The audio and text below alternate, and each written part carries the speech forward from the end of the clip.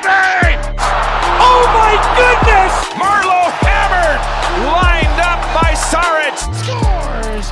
There it is! Number 50 for Jerome McGinley.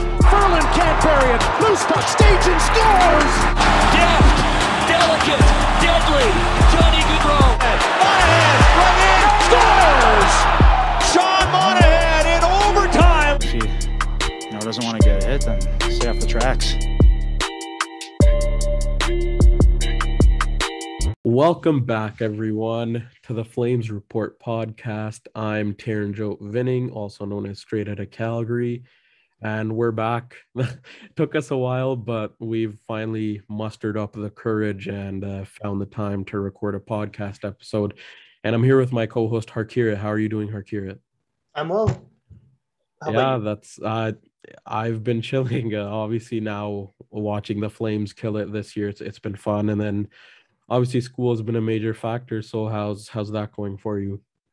Yeah, school's been tough year, going back in person on campus, but it's going. Yep. Enjoying it, but it's also a tough transition because going from in person and then to online and now back, it's kind of weird, but hey, we'll take it. Taking the chaos and running with it. Yeah. So to start things off, obviously the Flames have been killing it this year. 35, 15, and 7 year round, a plus 61 goal differential, which is amazing. And then obviously we saw that win last night against Tampa Bay, back-to-back Stanley Cup champions. They won 5-1. Obviously the big game from Johnny Gaudreau, he got the hattie. And Jacob Markstrom solid again. Just phenomenal game last night. It was fun to watch. What did you think? Yeah, I 100% agree. The Flames have been absolutely killing it this whole year. And yesterday's win was amazing with Johnny getting the hat trick. And Markstrom, obviously, it was a battle of goalies. Both Vasi and Markey were both going at it. But in the end, Markey was able to make a couple more saves, and the Flames were able to get the win. Yeah, I didn't I thought it was going to be much closer than it was at the end. Obviously, Johnny got the hat trick, and then the 2 goals in a minute and a half at the end of the period. And then Vasilevsky was solid, Markstrom was solid. So it was a fun game to watch. And then obviously the 3 games before, we'll be counting Colorado as well.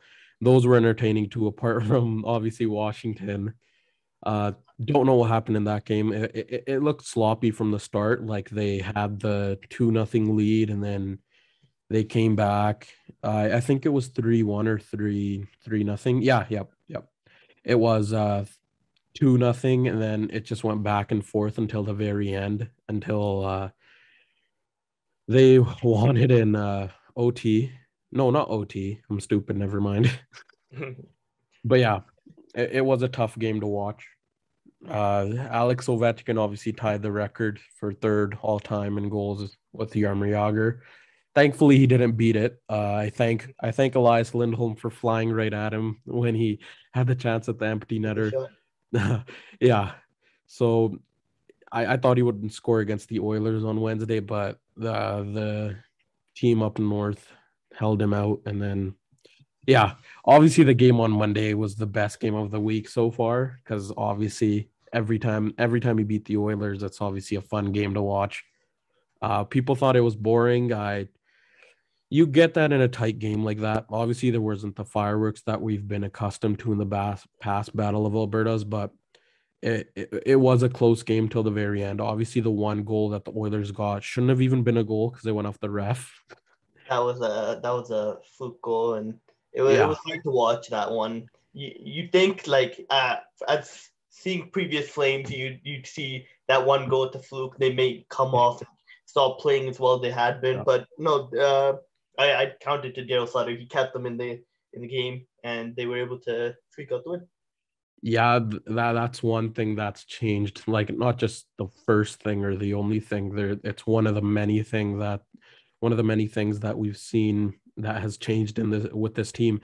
Obviously, last year didn't have the best of years, and the team would always fall flat. They'd take the lead, they'd sit on it. They wouldn't advance it. They just be happy with the 2-0 lead. They'd obviously just sit there and then allow the other team to come back, and then they just end up losing the game, fall flat, and just there was nothing to do there. And this year, obviously, we've seen it enough where if they get that lead, they keep going. They don't let the other team get much, and if they do, they don't fall back and just lose all confidence in their game. And compared to previous years, like last year, 1920, 18-19, the team has structure for the first time. Yeah. Jeff Ford didn't have that structure. Bill Peters didn't have that structure. And finally, under Daryl Sutter, we're seeing it, that the team has that identity, that structure that they're playing towards. It's hard to play against the Calgary Flames. It really is. It really is, Yeah. Like, especially at the Saddle Dome, we've made it a tough place to play in as of January after the Ottawa game where they lost 4-1. And coming into this year, obviously people were kind of over the fence and just like sitting there thinking that, this team probably won't go anywhere. Obviously there were those doubts, strictly because of not keeping the same core as last year, where we saw nothing really happened. But Daryl Sutter did turn the team around last year at the very end when he was hired, and I saw it coming because he did like a full training camp under Daryl Sutter was obviously going to help the team, and it obviously has, and getting the career years from Johnny Lindholm, Chucky, and then Markstrom being one of the best goalies in the league, it's obviously helped, and adding guys like Coleman and Tyler Toffoli, which we'll obviously get into the latter half of the episode. But it's obviously done wonders for this team. Like, the scoring from the bottom six obviously isn't as much prominent as we'd hope, but we're still getting that input from guys like Ruzicka, who's been solid. Obviously, Toffoli is scoring 12 points in 12 games so far. And yeah, what are your thoughts? Like, just give me a rundown, Harkirat. Yeah, honestly, these players have been playing. Everyone pretty much on this team is having career years. I remember in yesterday's game, they showed the 6 defensemen, and I believe out of 4 to 6 have already hit career highest points per in their season. And I think two of them, I think it was Hannafin and the other one I can't remember, but you get the point that our defensemen are pushing up and helping the rush, which we did not see last year. And they're getting engaged in the play. And then obviously you got the career years from Johnny Lindholm and Tkachuk, with that liners playing complete, like, amazing hockey, like two-way hockey. It's not like in 18-19 we saw with just one-sided.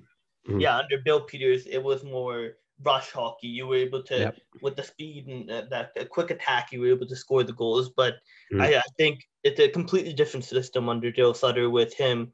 And he's taught them, I guess, or revamped their hockey to play that more two-way game, but not give away that offensive ability for defense. It's more they're playing that two-way game, and even you're getting that depth coming off of, like, especially that second line too. That's been playing crazy. We haven't had that, like, second line after you put Tkachuk on that top line with Lindholm and Johnny. There wasn't that much of offensive power coming from our second, third, and fourth line. But you got Backlund, Coleman, and Mangiapane usually together, being able to play that two-way hockey as well. And you're also getting some depth from guys like Ruzicka, like Lucci's had a couple of very good games. You know, Monahan, maybe not. Monahan, Dubé have been struggling a bit here, but they've shown a couple games here that they've been able to produce a little bit. You know, you got that trade for Tyler Toffoli, which we'll get into. Overall, the team's just been playing amazing, and on the backs of guys like Markstrom and Dan Villar, who've played out of their mind in most games. They're definitely good tandem to work on, where you got the big starter with Markstrom, and then you got the young guy with Dan Villar. And you've seen Markstrom in between in between plays when Markstrom's on the bench, he'll go over to Dan and they'll talk. He's properly mentoring the kid, and it's really working. Yeah, and especially for Vladar being so young and he's already in the league, obviously coming for like the words coming from Markstrom are huge to him because he is one of the better goalies in the league at like top 5. I will say he's top 5. He's been phenomenal. Like the first year, it did take him some time to get adjusted to the Flame system and stuff like that. Obviously, going through 2 coaches didn't help much. But the bounce back season for Markey has been amazing and it's been fun to watch. I've been on the Markey train since the very start. I actually like the deal. People were like, it's $6 million for 6 years. What are they doing? Yeah. They could have spent money on a forward or even Tanev. Like people were like, I'll be the first one to say I wasn't really the happiest when Chris Tanev was signed to that just because of his injury history and stuff like that. But he's proved me wrong on many occasions. But getting back to Markstrom mentoring Vladar and just taking the reins as one of the leaders in the locker room. I remember they were talking about it in the intermission yesterday about how Markstrom is one of the leaders in the locker room. He may not raise his voice as much, but when he does, the guys in the locker room do listen and they think of him very highly. And obviously Markstrom is one of the bigger pieces, earning some of the top dollar in the league and on the team right now. But obviously this team has been phenomenal this year. It's just been fun to watch, especially after the disaster year last year. And it's been phenomenal. And obviously Johnny Gaudreau, the man, the myth, the legend, he's 4th on the list for points in the whole league at the moment. He's just under Connor McDavid, Leon Draisaitl, and Jonathan Huberdeau. He's 2 points back of Leon Draisaitl. And in 57 games, he has 77 points. And he's still killing it, still going off. 4th in the league in points, as I said. 26 goals, 51 assists. 51 of those points are 5v5 points, and that's 1st in the league. 64 of those points are primary points, 1st in the league. And when Johnny Gaudreau is on the ice at 5v5, the Flames are up 68-25. The dude's been killing it this year. What are your thoughts on Johnny Hockey this year, Harkirat? Yeah, Johnny Hockey, he's amazing. We've seen it before. It's not like this is like nothing new. Breakout season. It's nothing new. It's just now the league's taking notice. Like the other day in the press conference with Daryl, I think it was Eric Francis. Yep. He asked Daryl, is Johnny Gaudreau a star now? And Daryl's like, he's been a star. I've always said he's a star. It's just you reporters, the media has been saying the whole team's not going to work under this Daryl Sutter system. But Daryl came back and hit the media and saying that he's always been a star. I've always said he's a star. And I do believe, like, Johnny Gaudreau, this is some of the best hockey we've ever seen him play. And I believe, like, that line is just amazing. That top line, you said those. One of the best in the league. One of the best in the league. Yeah, definitely top 3 in the league in terms of a trio, a forward trio. They're definitely top 3 in the league. Yeah, when they're going. It's like, and there's barely any games where like you see Johnny Gaudreau off the stats sheet. He's been amazing these more than half the season, and hopefully he most likely he'll continue with this pace, and we'll see about the heart.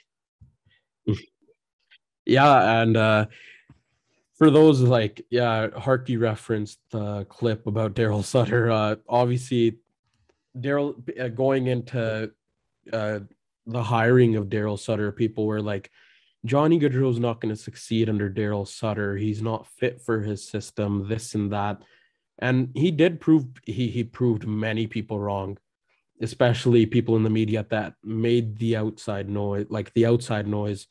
And he's proved a lot of people wrong. Like, Obviously, after 18-19, he hit the 99-point mark, which it's nothing new for Johnny. And then the year after, like he didn't even have a bad year, but people still said, "Oh, Johnny Gaudreau, what is wrong with him? He's not a top 10 player in the league anymore. He's not this, he's not that." But if anything that Flames fans have seen is that when Johnny Gaudreau is on the ice, the Flames are at the top of their game. Anything that goes through Johnny Gaudreau, it's gold. Even on the power play, who sets up the most goals? Johnny Gaudreau. Even on 5v5, majority of Elias Lindholm's and Matthew Tkachuk's points have definitely come off the hands of Johnny Gaudreau, and he's been one of the best players in the league, and I think he has to be one of the names on Hart ballot. Definitely does. Yeah, I 100% agree. Like the Hart's, well, people have been saying obviously Shesterkin's name coming around. He's having an amazing season. And so the Hart battle it's going to be a very, very close one, I'd say, with Huberdeau, McDavid, Draisaitl, Johnny, like Matthews, you got Shesterkin, and then there's like a couple other names there, and it's going to be a very close one. But I think 100% Johnny Gaudreau's name at least has to be on that ballot with at least a couple votes here and there. But it's going to be a very close one. It's like we're not even like it sounds like we're talking like the season's done, but it's not even done. We're like not even like 10 and a half games over the halfway mark of the season. There's still many, many games ahead. And the race is just very, very close at the moment because Johnny right now, he sits 2 points back of Leon Draisaitl, who has 79 points. And then on top of him is Connor McDavid with just 2 more. And then Jonathan Huberdeau at number 1 with 82. He's only 5 points behind of the lead. So he can definitely like make some ground in the next few games. And then Matthew Tkachuk, 66 points. He sits 11th. And then Elias Lindholm with 61. He's tied at 18th. And then it's just been a crazy year. And obviously you look at the numbers from Jacob Markstrom. He has the most shutouts in the league with 8.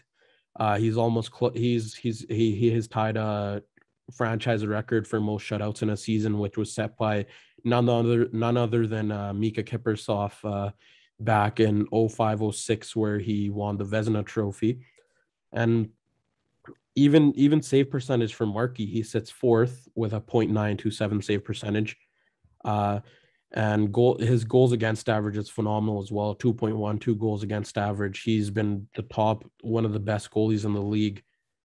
Obviously Igor Shesterkin, the Rangers wouldn't be anywhere without him. So I think he's the top goalie in the league right now, but not to take anything away from Jacob Markstrom. Yeah, I 100% agree.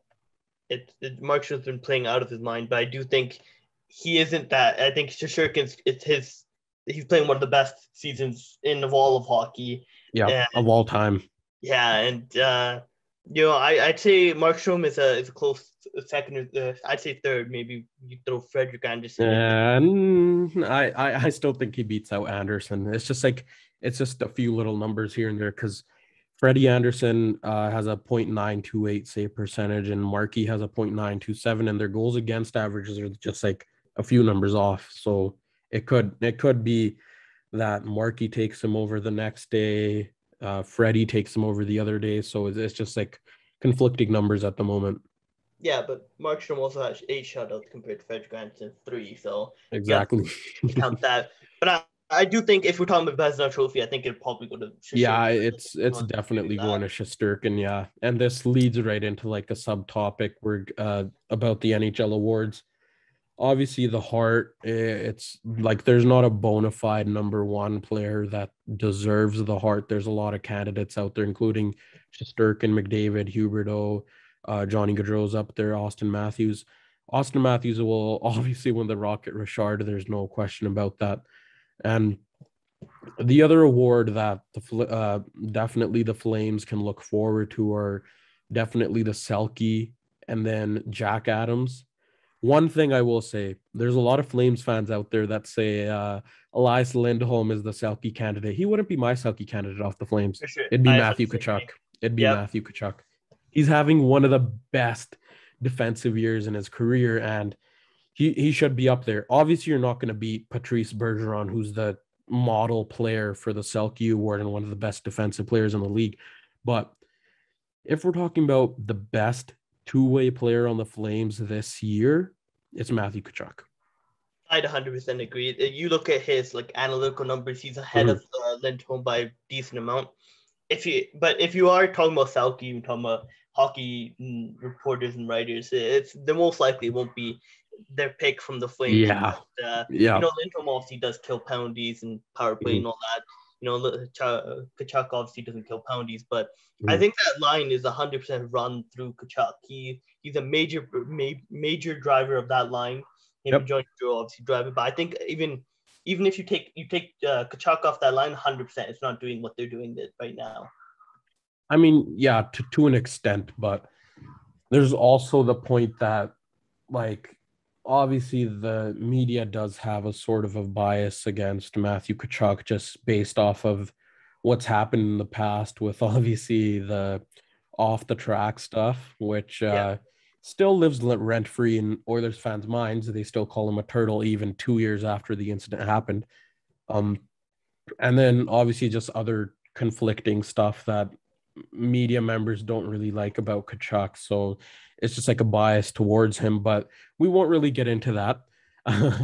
And obviously the other award that Flames fans and the Flames can look forward to is obviously the Jack Adams for best coach of the year.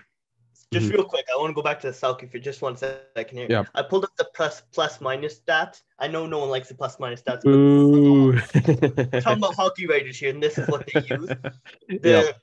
If you look at the top five, you look at there's 3 forwards in it. The top forward is Lars Lindholm with 45. Second is Johnny Gaudreau with 44, and fifth is Matt Tkachuk with 36. Number 3 and 4 are Taves and Ekblad, who are both defensemen. So the top 3 forwards are all the Flames' top line.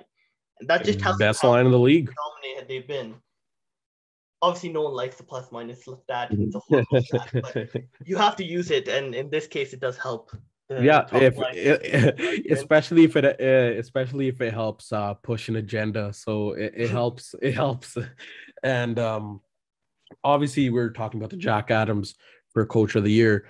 Daryl Sutter's definitely in the discussion. He took one of the worst teams last year in the league to being a top 5 statistically in the league, to take them to one of the best teams in the league at the moment. And he definitely deserves his flowers for that.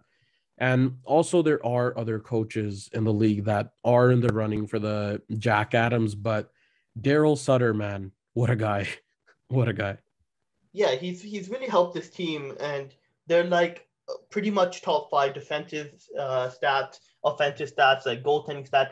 Pretty much, I think everything except like finishing or something like that, they're pretty much top 5. And this team is obviously hurt with finishing, but we've added a couple of guys, but we'll see what the Jack Adam. I think it's a toss of a coin. It could go to literally anyone because hockey writers again.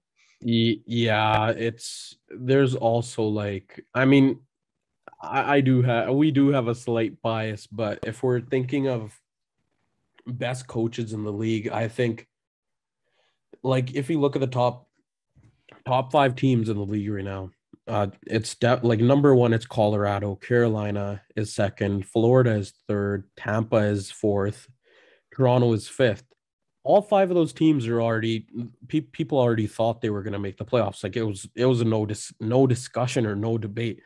And the Flames were obviously, people were saying they'll make the playoffs under Sutter. People were like, oh, their core won't do much. They won't make the playoffs. So they won't do this. And they're out here 6th in the league, tied with teams like New York and Pittsburgh. And they have the best point percentage of those teams. And they're just 3 points back of Tampa at the moment, 2 behind Toronto. And they're leading the Pacific at the moment, which people thought Vegas was going to win. But even though Vegas does have those injuries, like Mark Stone's out and they still have Robin Lehner out, a lot of people didn't think the Flames would win the division. People thought they'd barely be a wild card team or like 2nd or 3rd. But right now they're the best team in the Pacific Division and the second best in the Western Conference. And it's not like it's like 1 or 2 points. It's a Yep. crazy amount of points. Let me just check right here. But yeah, it's a 5-point lead on LA for second, and then a 7-point lead on Vegas. And the Flames have 2 games in hand on both of those teams at the moment. Yeah, those are crazy numbers. 5 points on the Mhm. second best, the next best team with 2 games in hand. That's Yep. not like a close battle. That's a major gap between those 2 teams. And I know Vegas has obviously had a decent amount of injuries this season. Yeah. And, with Jack Eichel taking time to come back, but now he's back. But then immediately Mark Stone goes on the IR, and Robin Leonard's had a couple injuries. Yeah, there, people but, do have their conspiracies about that. Mark Stone Yeah. going on the LTIR because obviously we saw what Tampa did last year with Kucherov, and then, but it's just like not a lot of people believed in this team. There wasn't a lot of confidence in this team. People thought it was going to be another year of boring hockey, the Flames being mediocre again, and Daryl Sutter hockey's boring, but obviously the team is just getting noticed. And we're 57 games into the season for the Flames, and they're just getting noticed out there.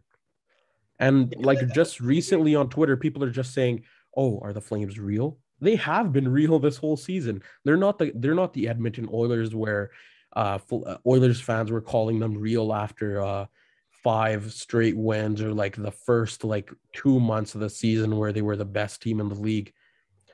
It's just like, where have all of these people been that are just believing in the Flames? They weren't there. They didn't believe in this team. They didn't think this team would be top tier, and now they're all punching a wall that this team is a top 10 team in the league.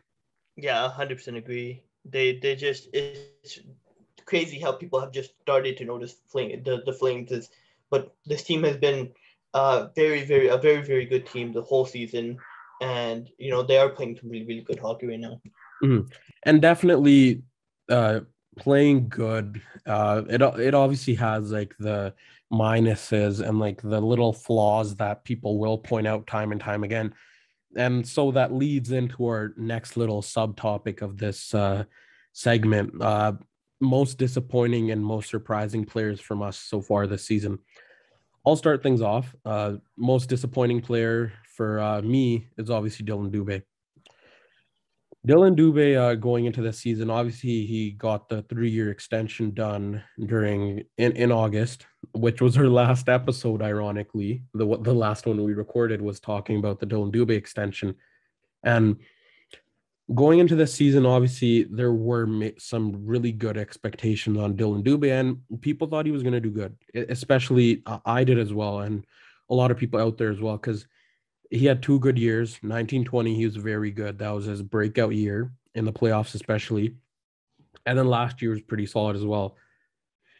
But then this year, it's really taken a downfall for his game. You can see him on the ice. It doesn't really look like he has that confidence in himself and confidence in his shot, because at times he usually passes up on those clear shots and he just passes it off. Which it's not really that big of a concern for someone his age, but it is concerning because we saw it with guys like we've seen it around the league where players that are very young, if they start losing confidence in their game, they either end up being role players or not as good as expected. Obviously, if you look at a big prime example, we're not going to compare them to because they were drafted in different rounds, but another major player that we can relate to is Sam Bennett. He didn't meet those expectations with the Flames, and as soon as he gets traded, he kills it. But it's just like too many expectations and just the buzz around a player on the team. It's just, I'm not really saying it's a bad thing, but especially for a guy like Dylan Dubé, I really think it does go into your head. Like now there's a lot of talk on Twitter about that line. Obviously, Lucic, Monahan, and Dubé now, which is the new line. But I don't know, man. I had some huge expectations for Dylan Dubé going into the season. So, what are your who is your disappointing player of the year, Harkirat? Yeah, you went with Dubé. I had to go with Sean Monahan. And right now, it's through 57 games, Ah, 22 points and 8 goals. And 13 of those have come on the power play. So 5 on 5, he barely has anything. And Sean Monahan used to be this amazing top line who's center. my favorite player? Favorite player. Exactly, yeah. Bona fide 20, 30 goal scorer. He was amazing. But it's just injury trouble, and it's just, I guess, the organization 100% did not handle the injury Yep. properly. They had him play through horrible, he was. I remember there was that quote. I believe it was Johnny Gaudreau. He was like, or maybe it was Sean Monahan. Someone said that he would go down for a face-off, and the back would just lock in and take him Lock in. a Yep. couple Yep. seconds. Yep. Yep. Yeah, but And I remember that last year when he did get injured. There was definitely like at the end of the year there was conversations about him not just like he used to drag like on a road trip that Johnny laid out on a road trip to Vancouver last year. He was dragging himself while walking to the rink. That's how bad the hip injury was. And for someone as young as Sean Monahan to have a hip injury this early on in your career, it's a concern. it It is. really is. Yeah. Like the amount of surgeries he's had in the past few years. Obviously, the many wrist surgeries, like in 18-19, he was playing through 3 wrist injuries. And then I remember a quote where he used to take painkiller injections just to play through the pain of those injuries, which like as much as a player is a warrior for playing through injuries, but if it's hurting your team and not helping out the player, you should definitely shut him down. 100%. And last season there wasn't very much hopes for the Flames going into the playoffs. Yeah. Yep. We were at some points a bubble team, but most of the time it was the team knew they weren't going to make it to the playoffs. They should have just told Monahan to take the rest and get healthy and come back to the next season. And with the organization just didn't do that. They made him play throughout the full season. Yep. And that's 100% hurt his growth, and it's really as the numbers show, it's really declined his game. But it's something I'm not sure what the organization has to do to either get Monahan going or maybe. So I guess you could that $6 million cap hit is not helping. Yeah, with big contracts coming up, and especially like he wasn't even injured like mid-season. He was injured after the 6th game of the season, and he played like many more games for the season. Like if you look at his numbers last year, they weren't at that level that we expect Sean Monahan to be at, and it's a concern. Like obviously for me, he was one of my favorite players to watch ever since he came into the league, and it's upsetting to see his downfall. It really is, because like even now looking at his like playing through that injury last year, let's just say the reports are true. If he was injured into the 6th game of the season, he only missed 6 games last year. He played 50 games. Mm-hmm. And it's just like there are answers as to what went wrong, but I think if anything should happen down the road, it's that like the path for Sean Monahan on this team is becoming very small, and it's looking like he won't be a Calgary Flame after this season.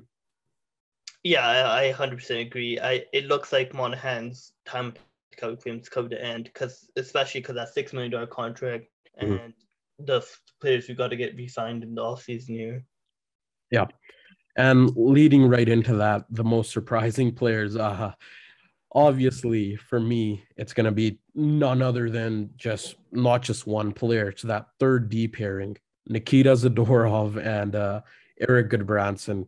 Coming into the year, I was like, come on, what's going on? Like, especially when Valimaki was sent down, and then Eric Goodbranson and Nikita Zadorov became a pairing after knowing what type of players and the seasons they've had before joining the Flames. It wasn't even just me. There were many people around the Flames fan base that were like, this thing isn't going to work out. Like, it just wasn't. Like, even I jumped the gun. Obviously, I've jumped it many times, but in preseason, the first preseason game against the Oilers, I was like, I will be upset if Eric Goodbranson is playing 15 plus minutes for 30 games in the season. Yeah. And obviously he's definitely doing that and he's killing it. And Nikita Zadorov, obviously they gave up that third round pick. I think it was a third. Yep, it was a third for Nikita Zadorov. And honestly, I was like, what is this team doing? They have the pieces. They had Connor Mackey. They had Juuso Välimäki as well. But they've honestly shattered my expectations for them, and they've run with it. Yeah, they really have. They've been an amazing, like, I 100% agree with you. I did not think that would have been, when they were put together, I didn't think that would be a good pairing. I was worried of them playing above guys like Connor Mackey, obviously, playing above Juuso Välimäki. I know Juuso Välimäki's had a bit of a hard time, but, I was worried of them playing above them. But, the second half of those games, they've really come together, and they're really solidified that defense with three full pairings that we can roll. And it's not even that they're just solid defensively. Like, Eric Goodbranson has already tied, like, we laugh at his career high. It's 14 points. Not like I'd ever get that much if I was a player in the NHL, but 14 points for Eric Goodbranson is something I didn't see coming. And then Nikita Zadorov being a defensive monster out there. And then Eric Goodbranson doing almost the exact same thing. So it was unexpected. I didn't see this coming, just like you, Harkirat. But wow, Eric Goodbranson and Nikita Zadorov. Like, obviously, they will have off games here and there, like we saw in against Washington, where Nikita Zadorov had 3 penalties, but they've been solid year round. So who's your most surprising player this year, Harkirat? Yeah, and so I have to choose another defenseman. I had to choose Rasmus Andersson. Yep. And you know how good Rasmus Andersson is. Like the year before last, we saw him. He came in, and then after, I believe, halfway through the season, he signed that contract for 4.5 million. 6 years, 4. Yeah. And so we saw that, but then last season he came in, and Rasmus Andersson was one of the worst defensemen on that D line, and I guess it really helps with him and Hanifin. They've solidified that top pairing. And Rasmus Andersson right now has 35 points through 57 games. 33 goals. Yeah, and he's like, I put out a tweet just a few months ago where he already beat his career high in points, and in like not even half of the games. He has been playing amazing. He's on that top power play unit, and he plays all situations for Flame, penalty kill, power play, 5-on-5, 5-on-4, all of it. And he's really been one of the factors that I you say Johnny Gaudreau, you say Lars Lindholm, those guys. But I think without that pairing of Hanifin and Rasmus Andersson playing well, that defense core, it was worrying to see. Like, we saw what Andersson did last year, and he really was struggling. And then you look at the defense core, there wasn't very much on there. So the emergence of Oliver Kylington again, and he's been playing amazing. And you got the Hanifin Andersson, and then Chile and Tanev pairing, they've really solidified. And like you said, Zadorov, Goodbranson, that defense had really solidified 3 pairings that they can completely roll out and play pretty much all situations. And like, even one of the concerns going into this season was the D core without Captain Mark Giordano, who's now a part of the Seattle Kraken. Obviously, with Gio leaving, someone had to step in, and that guy's, to your point, that guy has been Rasmus Andersson. Yeah. And then now the emergence of Kylington with Chris Tanev, which obviously is amazing because Tanev did that with Noah Hanifin last year, and now he's doing it with Oliver Kylington. He did that with Quinn Hughes when he was a part of the Vancouver Canucks. But yeah, to your point, Rasmus Anderson has been the best defenseman for the Flames this year, without a doubt. Yep. Now on to obviously the biggest event of the NHL year is the trade deadline, which we didn't. I mean, we did have last year, but I was just gonna say we didn't. I was gonna be like, whoa, whoa, whoa.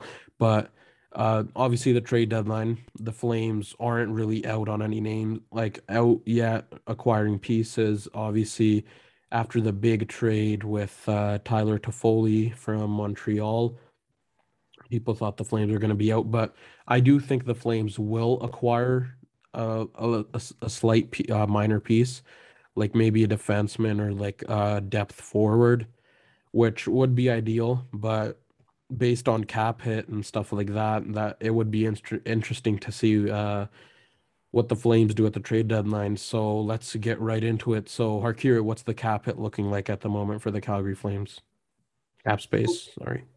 Today, right now, we have $174,000 worth of cap space, but because of some math, you can get deadline cap space of 870,000 if you accrue cap space. So right now we have less than $1 million, which is not a lot of money. Ideal.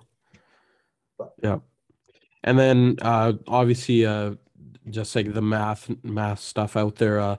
Ryan Pike came out with a tweet today saying that if the Flames were to send Adam Ruzicka to the AHL and waive or reassign Brett Ritchie to the AHL, they could add $2.6 million in cap hit on deadline day. Which I think if they do that, it'd be solid because they'd easily be able to acquire two pieces at the trade deadline with that cap space. Yeah, and it's a good decent amount of money, but then you'd also have to lose a key piece of this roster. I believe Adam Ruzicka. Brett Ritchie is not playing. Hasn't played for a couple games here, but Adam Ruzicka has been playing some good minutes. Right now, he's on a line with Mangiapane and Tyler Toffoli, and they've been playing some really, really good hockey. So I'm not sure if the Flames would do this move just to get that cap space, but right now it's 10 days away. The trade deadline. So maybe the Flames give Ruzicka a couple of days off, send him down to the AHL, maybe play a game or two then and recall him up after deadline. The cap would have to work in recalling him as well. But they're very tight on cap space. Yes, they really are. Like, if they do end up acquiring pieces, it's going to be tight going down the road as well. Especially with bigger contracts up, which we will get into.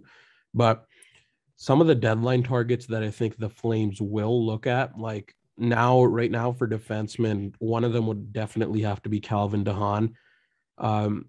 His name has been thrown out ever since like January to late December. So I think if the Flames were to acquire him, I don't really know why they would to begin with, because our D-core is pretty much set.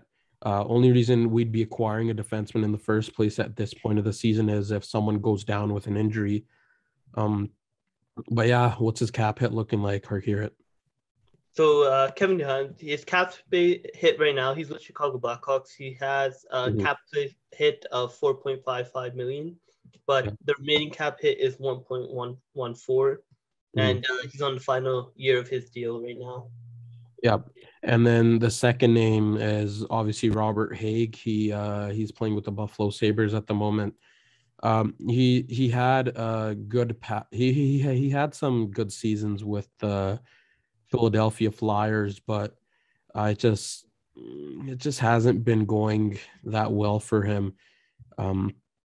But I think if the Flames were to acquire him, it'd strictly be just for an extra body.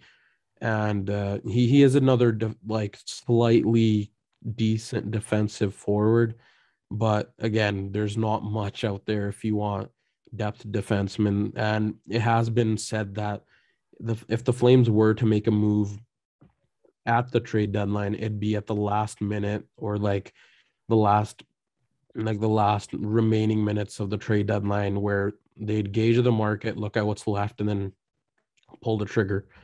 So what's his cap hit looking like?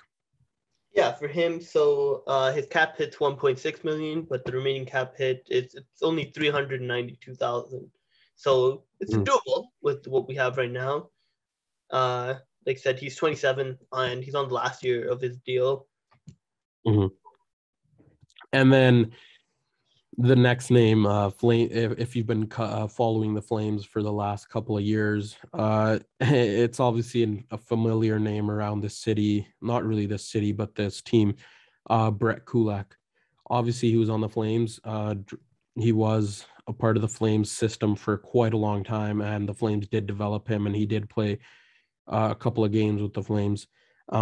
The Flames did trade him to the Montreal Canadiens on October 1st, 2018. The Flames got back Rinat Valiev and Matt Tarmina. And the other way went Brett Kulak. And two of those, the two players that the Flames got back aren't even a part of the Flames organization anymore, or even playing in North America at the moment. So what's his cap hit looking like? Yeah, so his cap hit is 1.85 million for the season, and then remaining is 4.53. Sorry, 453,000. I was gonna be like 4.53. Yeah, sorry. Again, he's on the last year of his deal. That's pretty important. I'd say if the Flames were to acquire a guy, it has to be some UFA player on the last year of his deal. And just touch on his play style. He can input on the offensive side of things, and he is quite solid defensively. Obviously, the last few years, ever since he was acquired by the Canadiens, he did play on a pairing with Shea Weber, but we all know Shea Weber's down with the injury at the moment, which might end his career or he might retire. But yeah, it would be hilarious to acquire Brett Kulak again and see him in a Flames uniform once again. And then the other name is obviously Travis Dermott. Travis Dermott has been rumored to be on the move after the Leafs acquired Ilya Lyubushkin. He hasn't been the greatest of players for the Maple Leafs, and he's quite often than not playing for the Leafs at the moment. And in 42 games this year, he only has 5 points, and he has been struggling. His career high in points is 17 in 2018 and 19 with the Maple Leafs, but it hasn't been an easy transition for him coming into the NHL from the AHL. So they are looking to move him. So and the Flames I do think the Flames will be in on him, or they have poked in to see what his market's looking like or what the Maple Leafs want for him. So that would be an interesting name to see what happens down the road in the next few weeks. So what's his cap hit looking like, Harkirat? So for the remaining of this season, it's 367,000, but he does have another year, so next year on his contract, and that's at 1.5 million. So they'd have to figure out a way to fit that in with the unsigned players on this team going into next season. Yeah, which it isn't ideal with the amount of contracts we have to sign next year. I mean, this offseason. And then a shot in the dark. Recently, Rasmus Ristolainen was signed to an extension by the Philadelphia Flyers. 5 years, 5.5 million, which is weird because he's not that good. But the shot in the dark player that the Flames could acquire, being a defenseman, I think it'd be Travis Sanheim. Darren Dreger came out with a report after the Ristolainen extension came through. He said some are wondering if Ristolainen's extension opens the door to a Travis Sanheim trade either before the deadline or in the offseason. He would be high on some teams' list as he is still fairly young. He's a left shot defenseman, and his cap hit isn't a lot either. I mean, it is for some teams, but if you're looking for a solid defenseman, it's 4.675. And I think if the Flames were to randomly out of the blue just make a trade for Travis Sanheim, it'd be cool to see.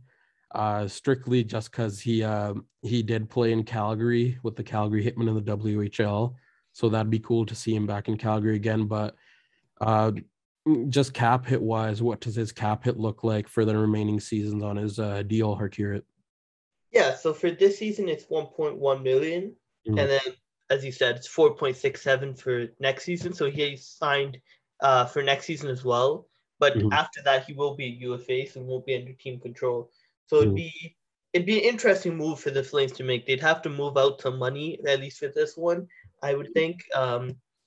Maybe someone like Sean Monahan, who makes a bit more than him, clear up some more cap space for next season. But it just makes it harder for it to sign the core pieces of this team going into next season. Yeah, and so that's it for the pieces that I think the Flames could acquire from the defenseman side of things. But now going into forwards, obviously the Flames got their biggest piece ever under Brad Treliving being I just got things mixed up. I was like, whoa, just looking at the list. Yeah, Tyler Toffoli, dude's been killing it ever since he became a part of the Calgary Flames. So one of the names, Calle Yarncroke, he's a solid bottom six center. So I think that'd be a cool name for the Flames to acquire. It has been thrown around on Flames Twitter, and he was very good with the Nashville Predators, and now with the Seattle Kraken, he's not doing that bad either. So what's his cap hit looking like, Harkirat? Yeah, so for this season it's at $490,000, and then for so that's the end of his. Sorry, he's UFA after this season, but the actual cap hit is $2 million. But he is 30 years old, so a bit getting on the older side. But he'd be a good bottom six forward for us. Like with a Kraken team that is struggling majorly. In 48 games with the Seattle Kraken, he has 12 goals, 14 assists for 26 points, which is really good for a player on a team like Seattle. So I think if the Flames were to acquire him, it would cost like draft stock or like a slight, not that big of a prospect if the Flames were to trade for him, but that would be a cool name to acquire. And then the other name on the list, it'd be another shot in the dark like Travis Sanheim. It'd be Jake DeBrusk. Obviously, he needs a change of scenery. He hasn't had the best couple of years in Boston as of late, and he did ask out for a trade, and it would cost a lot to begin with. The rumors of what the trade package would look like is like multiple picks and like a prospect, like 2 or 3 picks, and then a prospect, which I don't think the Flames would do. But anyways, just throwing a name out there. What's his cap hit like, Harkirat? For sure. So he's on the last year of his deal with a cap hit of $3.675 million. And he's an RFA. Cap hit is so his expired status is RFA, but the remaining cap is his $900,000. So maybe a move the Flames could make. But then again, it cost way too much, and considering how cap strapped the Flames are going into the trade deadline and going into off season, it's not another move that I don't think the Flames can afford to make. Yeah, I do think it'd be a interesting one. They'd have to, I believe, move out some cap space to be able to bring him in. And then obviously the biggest piece that the Flames acquired under Daryl Sutter through a mid-season trade being Tyler Toffoli. First things first, what a trade from GM Brad Treliving as he finally pulls the trigger on a big name piece during the season. The day that it happened, it was weird because we saw the reports from Darren Dreger and then obviously Elliot Friedman, and then obviously the trade package came out. The trade was fairly extensive. I mean, being a player like Tyler Toffoli, obviously you have to give that much up, and it was a very solid trade. The Flames gave up a 2022 first round pick, which is top 10 protected, which I don't know why that condition's in there, because the Flames aren't gonna fall that low. And then a 2024 fifth round pick, forward Tyler Pitlick, and prospect Emil Heineman, he was acquired in the Sam Bennett trade last year. So a fairly decent trade. Obviously dumping the Tyler Pitlick contract. Dude didn't work out with the Flames, and Emil Heineman, which is like a B minus prospect with the Flames in the system that we have. And then obviously the first round pick being the biggest piece of the trade. But considering the type of player that Toffoli is, that was going to be a piece. So first things first, what do you think of the trade, Harkirat, so far? Honestly, I really like this trade. I remember the morning that the trade happened, there was reports that talks between the Flames and Montreal were heating up. Mm-hmm. And I remember thinking, oh, okay, so we're going to have Ben Sherratt. We're going to go, yeah, first of all, I thought Ben Sherratt. When it came out, it was Tyler Toffoli. I was like, okay, we're going one of our top prospects are going the other way. Someone like Jacob Peltier, Conor Zary, Matt Coronado, someone like that.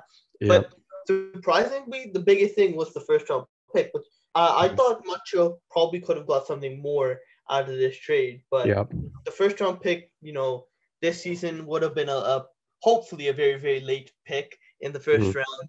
And, the prospect we got out of the Bennett trade, he wasn't one of our top prospects, And I really like the value we got for Tyler Toffoli there. Yeah, and in 12 games since that trade, he has 12 points, point per game pace, 7 goals and 5 assists. Obviously, he got the first goal as a Flame in his first game, which I was at. The dome was rocking. Tyler Toffoli chants were out.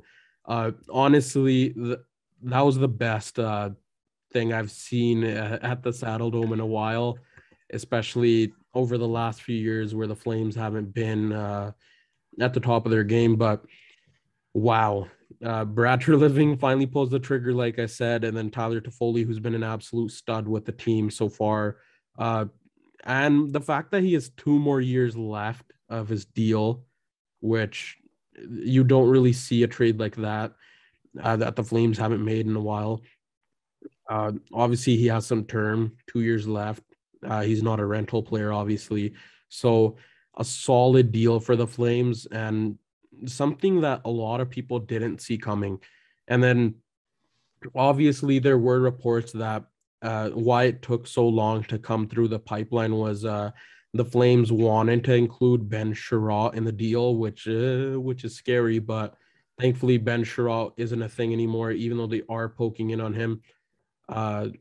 It would have been weird to see Ben Sherratt a part of the deal, and then it would have cost much more.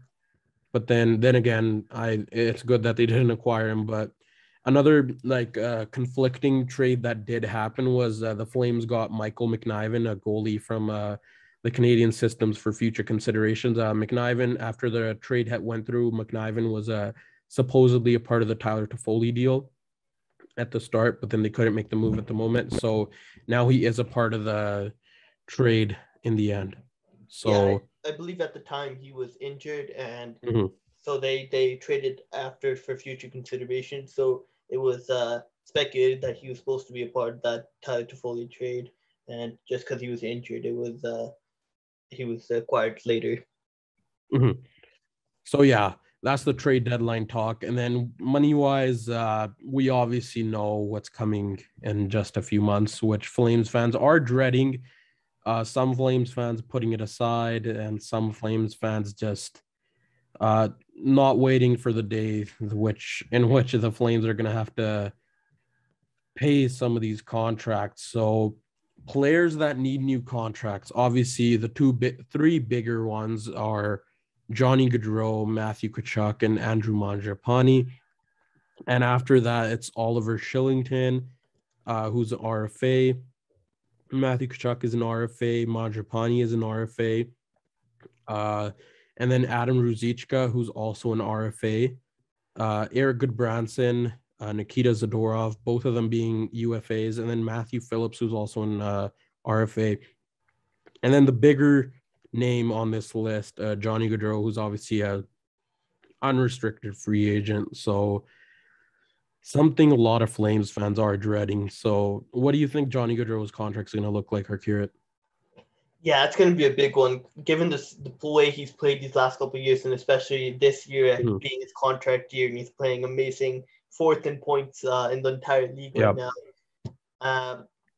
I'd honestly say at $9 million at least. Yeah, it's going to be a hefty one. And like there was a article today from one of the staff writers for the NHL.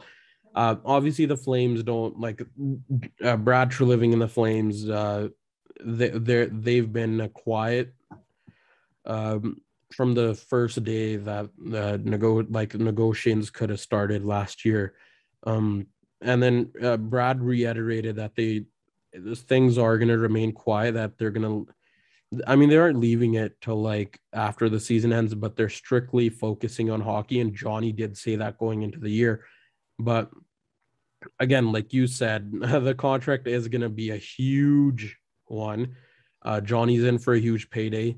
It's obvious the Flames do want to sign him to a long-term deal, which I think Johnny wants as well, like his family as well. They love the city. So I think it'd be like 7 years, around 9 to 9.5 million.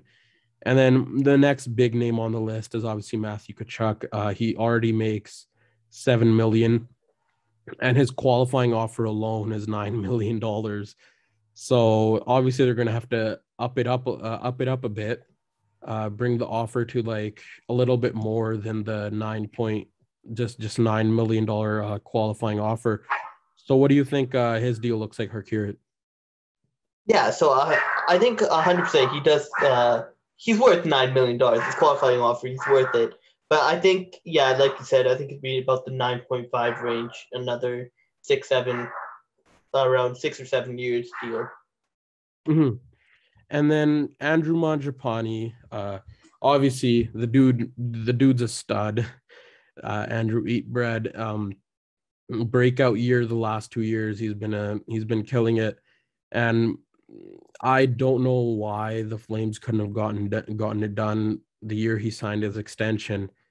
They waited a little to give him his money, which obviously the dude earned it, and then now they've essentially shot themselves in the foot with Johnny Gaudreau's contract up and Matthew Tkachuk's contract up, and now Andrew Mangiapane, who is in for a bigger payday than his last contract. So it's not going to be a fun one to see, because coming down, there's a lot of other names like that we went through. Like there's obviously Oliver Shillington on the list as well, but Andrew Mangiapane being one of the bigger one, like the top 3 names on this list. I think he like I said, he's in for a payday. I think the deal could look like 3 to 4 years, around 3 to 3.5 or 3.5 to 4. Like even his GM did reiterate that a player like Mangiapane, obviously the Flames not really having success as of late. Obviously, you'd want to win a cup. Anyone would, like, that's what you do in the NHL.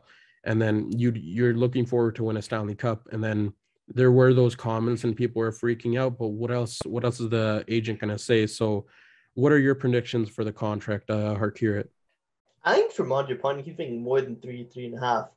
I was thinking more 4 to 5 million. I think he's going to be a lot more expensive, because he's pretty much at 30 goals already, and he'll put up at least 40. And he's going to get the money, and it's going to be, I think, at least maybe even 5-6. I think if you're going a little bit longer term, 6-7 years, it might be 6 years, 5 million, I think. Yeah, the only way his contract would be that less money is because I think the term will be low, because we've seen that around the league. It's because people are taking more bridge deals to see what the team does. But if the Flames were to sign him to a long-term deal, I think the cap hit would be much bigger, to around 4 to 4.5, or maybe even 4.5 to 5, which Mangiapane has definitely earned. So nothing big. And then the next name on the list is obviously Oliver Shillington. The dude didn't get a chance to prove himself, and now he's finally getting the chance under Daryl Sutter. He's getting the chance with Chris Tanev at the moment, and he ran away with the chance. He's killed it, and he's in for another big payday as well.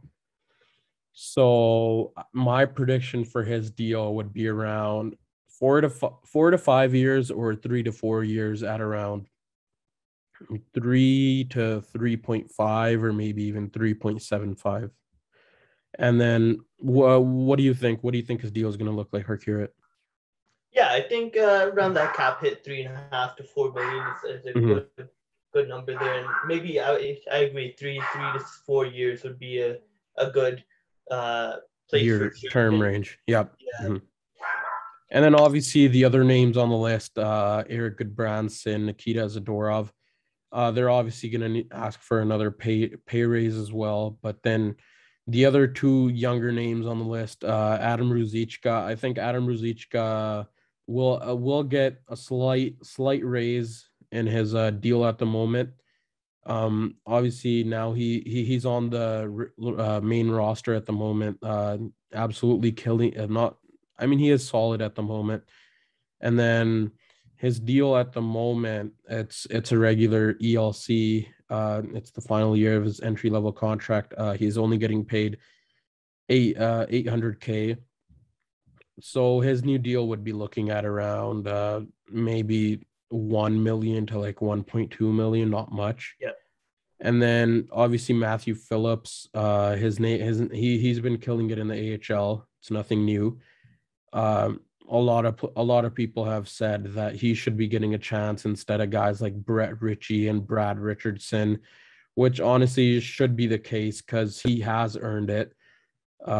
He's been a career top goal scorer in the AHL at the moment, and he's on his entry-level deal as no, he's actually he signed a year deal last year, 1 year deal, $750K.